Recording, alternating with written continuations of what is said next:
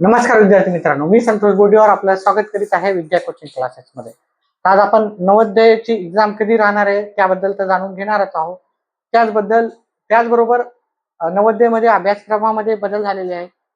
अभ्यासक्रमामध्ये बदल झाल्यामुळे आपला जो आता सध्या जे मागच्या वर्षीचे पुस्तकं होते त्याच्यातला नेमका कोणता अभ्यास करायचा आपल्याला ते जाणून घेणं फार महत्वाचं आहे.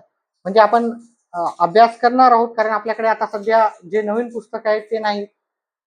अभ्यास करणार आहे आपण जुन्या पुस्तकामधूनच. मग जुन्या पुस्तकातला कोणता अभ्यास आपल्याला करायचा आहे, जेणेकरून आपण अननेसेसरी जो भाग परीक्षेला येणारच नाही त्याचा अभ्यास करण्यापासून वाचू. आता इथे पाहायचं की नवोदयचा जो पेपर आहे आपला 28 नोव्हेंबर 2026 ला राहणार आहे. म्हणजे इथून फक्त 4.5 महिन्याचा कालावधी आपल्याला राहिलेला आहे.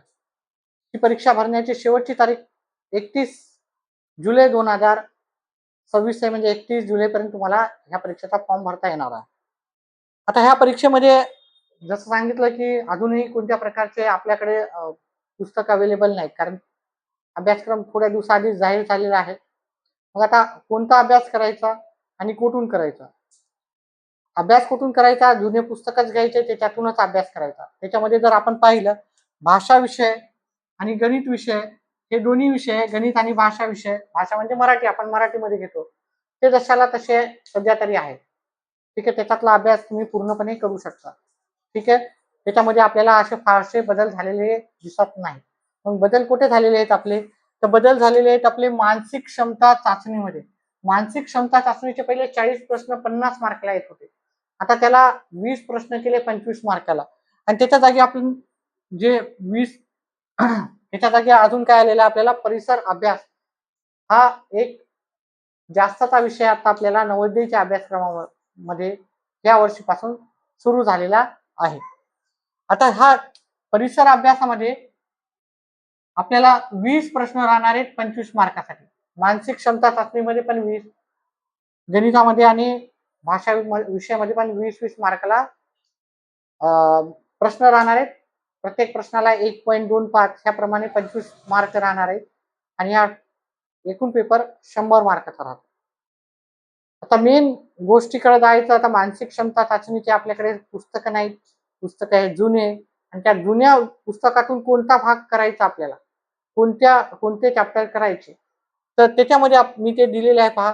कोपऱ्यातील भाग घालून आकृती पूर्ण करा, क्रमाने येणारी आकृती पूर्ण करा, भौमितिक आकृती पूर्ण करा, आरशातील पाण्याची प्रतिमा आणि लपलेली आकृती पूर्ण शोधणे. ठीक आहे, हे एवढाच भाग करायचा आहे आपल्याला मानसिक क्षमता चाचणीचा. बाकीचा भागातला आपल्याला अभ्यास करायचा नाही.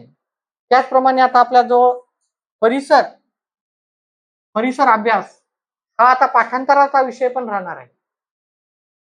भाषा विषयामध्ये आपण पाहिलं, उतार्यावर आधारित आपल्याला वरी उतारा दिला जातो. म्हणजे तिथे आपल्याला आपलं काय पाहिलं जाते की आपल्याला दिलेल्या गोष्टीचं सारांश रूपात उत्तर कसं काढता येईल ते पाहता येते. गणितामध्ये पण आपल्याला वेगवेगळे अंकगणित, बेरीज, वजाबाकी, गुणाकार, भागाकार, भूमितीचा अभ्यास, त्याचबरोबर वेगवेगळे कॅल्क्युलेशन्स आपल्याला कसे करायचे ते आपल्याला करायचे आहे. परंतु परिसरमध्ये आता आपण लावला एक पाठांतराचा विषय झालेला आहे. आता आपला जो अभ्यासक्रम नसल्यामुळे, म्हणजे अभ्यासक्रम आहे पण कुठून अभ्यास करायचा ते आता आपल्याला येतीलच पुस्तक 8-15 दिवसात, तर किंवा महिनाभर लागेल, जो वेळ लागेल त्या वेळेमध्ये आपण कोणता अभ्यास करायचा. तर आपण काय करायचं, 3री, 4थी, 5वी, 6वीचे विज्ञानचे पुस्तक, परिसर अभ्यासाचे पुस्तक अभ्यासायचे. ठीक आहे, परिसर अभ्यास, भूगोल, इतिहास, भूगोल आणि विज्ञान यांचे पुस्तक आपल्याला काय करायचे, 3री पासून 6वी पर्यंतचे सर्व पुस्तकं वाचून काढायचे, जेणेकरून जेव्हा पुस्तक येतील आपल्याला बऱ्याचपैकी त्याचे उत्तर आपल्याला जर माहीत असतील तर आपला अभ्यासक्रम तेवढा सोयीस्कर होणार आहे. सध्या या व्हिडिओमध्ये आपण एवढंच पाहू. अजून काही चेंजेस असतील ते येणाऱ्या व्हिडिओमध्ये करू. आपल्या चॅनेल थ्रू आपण नवोदयचा संपूर्ण अभ्यासक्रम आपण सांगत असतो, ते पण फ्री ऑफ कॉस्ट मध्ये राहतो.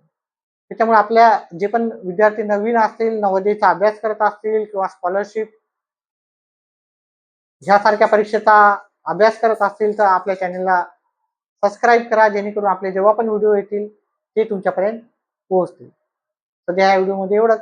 व्हिडिओ आवडल्यास व्हिडिओला लाईक करा. व्हिडिओ पाहिल्याबद्दल धन्यवाद. आता सांग कोणता झाला.